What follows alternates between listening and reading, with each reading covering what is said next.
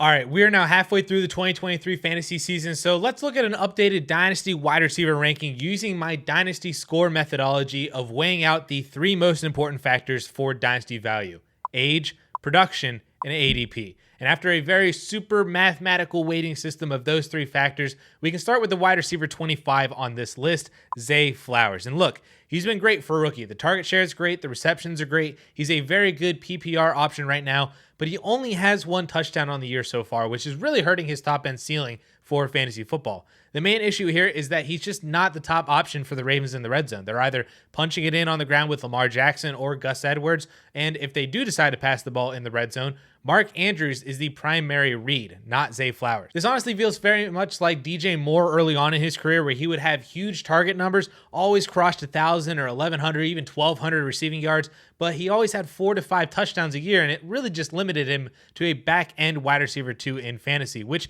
is still really good, don't get me wrong, and that's essentially how Zay Flowers is ranked here, but I do think that we just want a little bit more from Zay Flowers. Wide receiver 24 now is Christian Kirk, Mr. Underrated himself, and after all the hype and excitement for Calvin Ridley on this Jaguars team this entire offseason, Christian Kirk has remained the best option on the team for fantasy football, and he's been very consistent too, with 14 or more points in 6 straight weeks after week 1. I would like to say that his DLF ADP will rise into the top 30 wide receivers because of this recent production, but I don't think it'll climb high enough to where it should be, like how he's ranked here as wide receiver 24, which makes Christian Kirk an excellent buy right now for contenders who don't want to pay a premium for guys like DeVonta Smith, Jalen Waddle, DeVonta Smith, because Christian Kirk is doing the exact same thing as all three of those guys at a fraction of the cost. Wide receiver 23 is our first rookie, Tank Dell, who has really exploded onto the scene this year as a high-ceiling, game-breaking wide receiver with an excellent combination of route running ability and speed.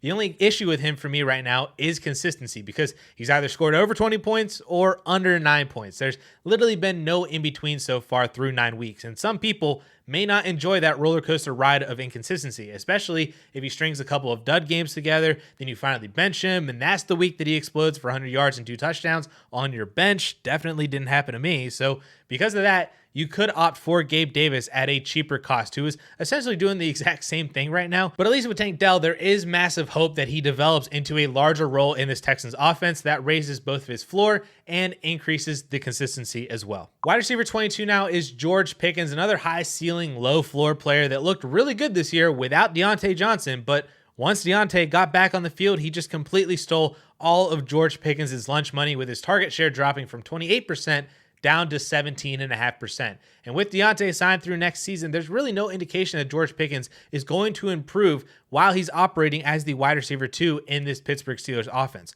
On the plus side, though, he did showcase tremendous upside when he was the wide receiver 1, so the fact that he's still only 22 years old with alpha wide receiver size and speed, I think that this is a good ranking for him at wide receiver 22 that balances that upside with his short-term lower production outlook with Deontay Johnson. At wide receiver 21, we have another 22-year-old alpha wide receiver in Drake London, and this one I am much more confident in saying that his situation can change drastically even by the end of 2024 if Arthur Smith gets fired. The only reason he's down this far is because of the very mid production that he's had all year, which it has been consistent production. I will give him that. Only one game below double-digit points since his big donut in week 1. But given the annoying usage in this offense, the uninspiring quarterback play from both Desmond Ridder and now Taylor Heineke, it's just been really rough this year for Drake London. But if Arthur Smith is fired, and if they can get a quality quarterback in there to replace Ridder and Heineke, London absolutely has all the tools to be the next elite fantasy wide receiver with his insane market share metrics already. Now, wide receiver 20, speaking of rough seasons, DK Metcalf has just not lived up to expectations this year at all, and he's really been the most impacted of this Seahawks group by a drop in production from Geno Smith and the presence of Jackson Smith and Jigba in a more run-centered offense than what we saw last year. Did you know that through 9 weeks, Metcalf is the 55th ranked player in receptions per game? He's actually behind 10 tight ends and tied with 3 others, and he's also behind 3 running backs and tied with 2 more running backs. That's how rough of a season it's been for DK Metcalf. The only reason he's even inside the top 20 receivers in Dynasty is because we've seen that massive upside and wide receiver 1 finishes over an entire season. But the current situation is just not good, and he signed with Seattle for 2 more years. He's already 26 years old, which isn't old by any means, but it's also not super young to where we have a little bit of leniency with his situation and contract. And we now are starting to see questions of, are we ever going to see another wide receiver 1 season from DK Metcalf? They're starting to creep in, and we just have to readjust our expectations for him, maybe as a more middling to back end wide receiver 2. Wide receiver 19 now is Michael Pittman, and honestly, this feels a little low, but I think it makes sense when you look at some of the names ahead of him. But honestly, what's keeping him down here is his ADP. He's valued as the wide receiver 25 in DLF ADP, and I actually also checked where he's at on Keep Trade Cut, and he's only wide receiver 23 on there too. So this feels like a community-wide blind spot on what Michael Pittman is doing this season, which is 15 fantasy points per game, which is wide receiver 16 on the year so far. He's only 26 years old. He actually just turned 26. His birthday was at the beginning of October. So we're talking about a fairly young wide receiver 1 on a team, seeing 9.5 targets per game, and has produced with multiple quarterbacks this year. How is that not a solidified top 20 Dynasty wide receiver? At his current prices from DLF ADP and Keep Trade Cut, he is a massive buy for me if you can get him at those prices. So take advantage before more people catch on to what Michael Pittman is actually doing this year. Moving over to wide receiver 18 is our first real old guy on this list, Davante Adams. And I'm not going to lie, this ranking is kind of scary to me, and it does feel a little bit too high. While his production has been solid at 14 points per game, that's not a wildly different points per game average than a ton of other receivers who are all much younger than Davante Adams, who's about to turn 31 years old here shortly. The other issue with Davante Adams is that while he is averaging 14 points per game, that is massively inflated by a huge 40-point game back in week 3. His other 8 games outside of that massive game, he's only averaging 10.5 fantasy points per game. That's Romeo Doubs, Rashee Rice, Jahan Dotson territory of points per game. The entire reason that you even buy into these productive veterans is for the high-end fantasy production of 18 to 20 or more than 20 fantasy points per game. But if you're not even doing that, then what's the point? I can get 10 points per game from Michael Thomas at a fraction of the cost. So just how Pittman was a huge buy, it feels like he should be higher in these rankings. Davante Adams is the exact opposite and is a massive sell at these prices, even as a contender, and he should be much lower in these rankings. At wide receiver 17 now, we get the other rising star Texans wide receiver, Nico Collins. And this argument is pretty similar to Michael Pittman. He's a soon-to-be 25-year-old, averaging 15.5 fantasy points per game, and he's operating as the wide receiver 1 in an up-and-coming offense with a potential MVP candidate in CJ Stroud this year. I think the only caution flag that we can put on Nico and his profile is the potential that the Texans draft a first-round wide receiver in next year's very good and very deep wide receiver class. Imagine if they stayed close to home and they brought in Xavier Worthy as a prototypical size wide receiver 1 and also a deep threat wide receiver, or Troy Franklin, Keon Coleman, Roma Dunze. If they add anyone in the first or second round next year, all of a sudden, this is a very crowded receiving room, and Nico's production could drop to 14, 13, maybe even 12 points per game possibly, which is much more in that like McLaurin, Godwin, Amari Cooper range, which is still very solid, just not a difference maker and not someone who is worth wide receiver 17 prices in Dynasty. So do be careful investing in Nico at these prices, but it is still very encouraging to see him produce like he has this year. All right, wide receiver 16 now is DJ Moore, and I'll be honest, I just can't get on board here with this one. Sure, he's only 26, he's averaging 16.5 points per game, and his connection with Justin Fields looked to be getting really strong right before Justin Fields got hurt, but there are still red flags here. Number one, just like Davante Adams, DJ Moore's points per game average is propped up by his 50 bomb a few weeks ago, and in his other 8 games, both with and without Justin Fields, he's averaging 12.5 points per game, which is a production drop that would move him outside the top 25 Dynasty receivers in this ranking if he didn't have that 50-point game. And then there's the Fields issue just in general. Are we confident that he's the quarterback after this season? Some of you might say that that's actually a good thing for DJ Moore, but if it's a rookie quarterback and it's not Caleb Williams, Is that an upgrade over Justin Fields, or are we stuck with another weird season of him getting his footing with a new quarterback and the rocky road that just comes with all of that? So wide receiver 16 just feels a little bit too high for me for DJ Moore, and I would be actively trying to move him on that production and name value. Getting into the top 15 now, and our second old guy is Keenan Allen, which may seem high, but what he's been doing this year is absolutely ridiculous. He's over 20 fantasy points per game, and he is the alpha wide receiver in this offense, as if there were any questions about that. But with Mike Williams out for the year with a torn ACL and Quentin Johnston continuing to just not do anything, Keenan Allen really could finish the year with almost 200 targets like it's nothing.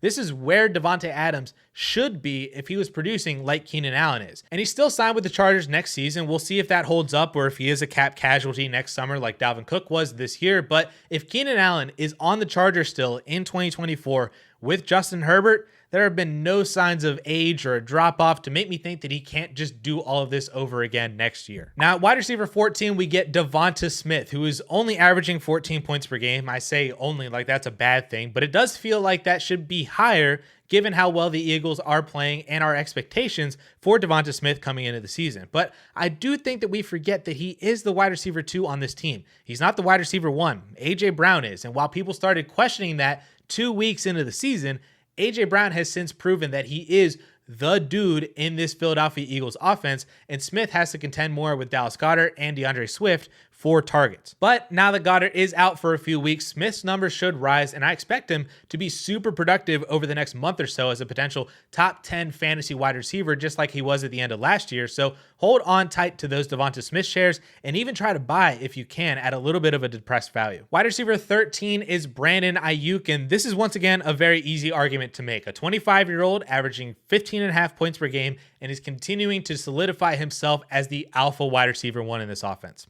That's it. He's a year younger than DJ Moore. He's more productive than Nico Collins, Michael Pittman, and DK Metcalf, and he's in one of the best offenses in the league. I think the only reason that he's not higher is because he doesn't have the consistent elite performances that other wide receiver 1s ahead of him do, because that Niners offense can still distribute the ball around any single given week. But I do love Brandon Aiyuk, and if he has a chance to sign somewhere else to become a more target hog wide receiver 1, then that would be the thing that makes him vault into the top 10 dynasty wide receivers going forward. All right, I'm going to hit on the next 3 all at the same time because they all feel very similar. Chris Olave, Garrett Wilson, and Jalen Waddle. All of these guys are producing 13 and some change points per game. They all, I think, should be producing more, but they're not, either due to poor quarterback play or, in Waddle's case, he's the wide receiver 2 on his team. I want all 3 of these guys, though, on my dynasty rosters, but they really do feel like players who shouldn't be the wide receiver 1 on your team. You either need another guy who is ranked higher and hopefully producing more than these guys,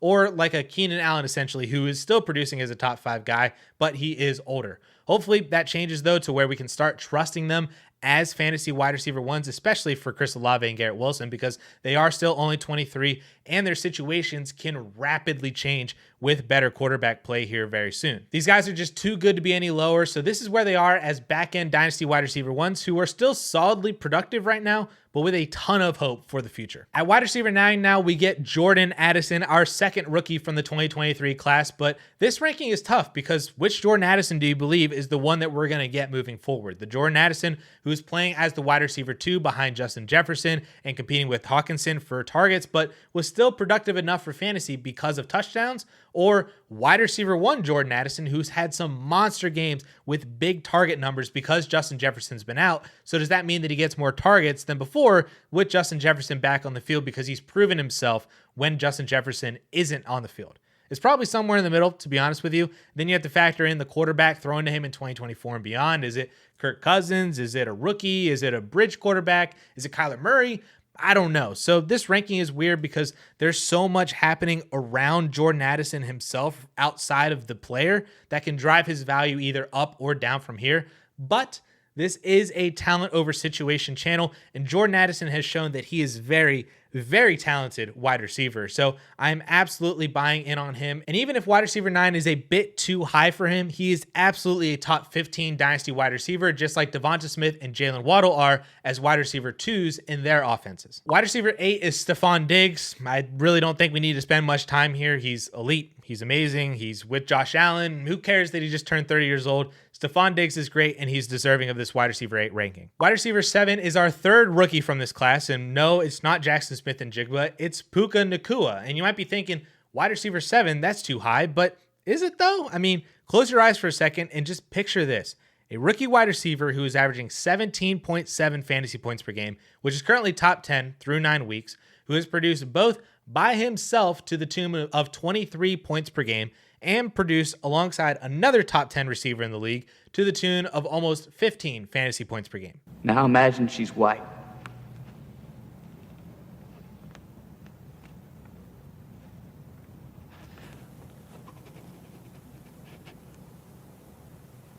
Okay, but seriously, do you get my point? Who cares if his name is Puka Nacua or he was a day 3 pick or he's not super fast or whatever the excuses are for not ranking him this high? If this was Jackson Smith-Njigba doing this right now, he'd be in the tier with Justin Jefferson and Jamar Chase, but he's not JSN, so I guess he's just going to have to settle to be wide receiver 7 overall. Puka Nacua is very, very good wide receiver. It doesn't matter that he's behind Cooper Kupp or if Matthew Stafford will or will not be there next year or the year after. Puka Nacua himself is a fantastic wide receiver. He deserves to be this high based on what he's done this year. A wide receiver 6 now, it's Tyreek Hill. And again, what do I need to say here? He's averaging 25 fantasy points per game. He's the best wide receiver in the league right now. So what if he turns 30 years old in the spring? So what if he said he was going to retire in 2026? That's still 2 years away from now where he can finish as the wide receiver 1 overall in each of those 2 years. I can't wait to buy more Tyreek Hill shares in the spring when his value drops because he's 30 years old. It's gonna be so much fun. He is just so freaking good. All right, getting into the top 5 overall now, we get to AJ Brown, who is by far the oldest of this top 5 group at a whopping 26 and a half years old. And like I mentioned with DeVonta Smith, AJ Brown is the alpha in this Eagles offense. There should be no questions whatsoever about that. He's in a great offense. He has a great quarterback throwing in the ball. He himself is an elite talent at the wide receiver position. It is all just so perfect for AJ Brown that the only argument that we should have here is should he be higher up in these wide receiver rankings or not. But if you want to move AJ Brown up, then he'd have to go above one of these top 4. CeeDee Lamb, Amon-Ra St. Brown, Jamar Chase, and Justin Jefferson. All 4 of these guys are 24 and a half years old or younger. They're all averaging 20 points per game or more. They're all elite. They're all alphas. I literally have no red flags with any of them, and they all beat AJ Brown in these rankings because they're all at least 2 years younger than him, which is really the thinnest of hairs here that we're splitting. But when you're this high up, you got to do that somewhere. These guys are just the cream of the crop, and it would take a lot of value to move them off of my rosters. You hold on to these guys for dear life. Before we end the video, though, I will touch on 2 names that you probably wondered if I just forgot that they exist. T. Higgins and Jackson Smith-Njigba. Both of these guys are top 20 names in DLF ADP right now, but they aren't in the top 25 of these rankings in this video. So what gives? Really, this is just about how the fancy algorithm accounted for their production, since both of these guys are averaging under 10.5 fantasy points per game right now. That's it. If you give T. Higgins 12 points per game, which is what he's had since week 2, then he'd be up at wide receiver 20 with DK Metcalf. You give JSN 12 points per game, which is what he's also had since the Seattle Seahawks bye week, and he's also in the top 20 up with like Nico Collins and DJ Moore, which more or less matches their current values from both DLF ADP and Keep Trade Cut. And I will also be doing a running back version of this video soon, but until then, check out this video on running backs to buy if you're competing that Justin recently made right up here.